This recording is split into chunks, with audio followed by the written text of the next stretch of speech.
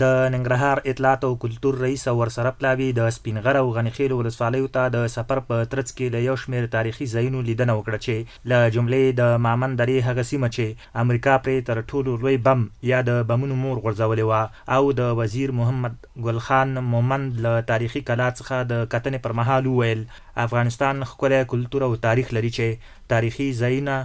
عبادات او تاریخي آثار ساتل او رغول د دولت او ملت ګډ مسؤلیت دی.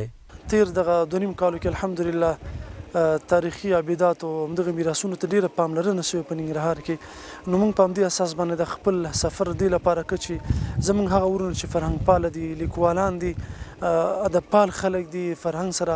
آشنا خلک دي، هم باید په خپل وطن کې دغه کلتوري سیمو باندې وګرځيږي، تاریخي سیمو باندې وګرځيږي. نو دا خپل زه یقینا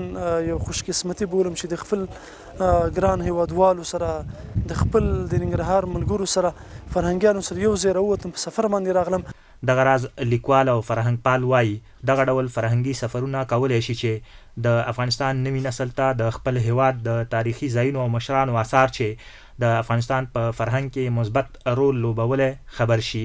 دوی له اړوند مسؤلینو غواړي چې تاریخي ځایونه او تاریخي عباداتو ساتلو ته پاملرنه زیاته کړي، ځکه په همدغو شیانو د یو ملت تاریخ او فرهنګ پیژندل کیږي. خپل زمونږ او تاسې د اطلاعات فرهنګ وزارت دی چې هغوی باید په رسمي چون مسؤلیت دی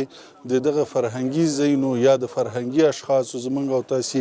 د دوی د افکار خوندي کی او فرهنګي ځایونو ته توجه وکړه او هغه جوړ کی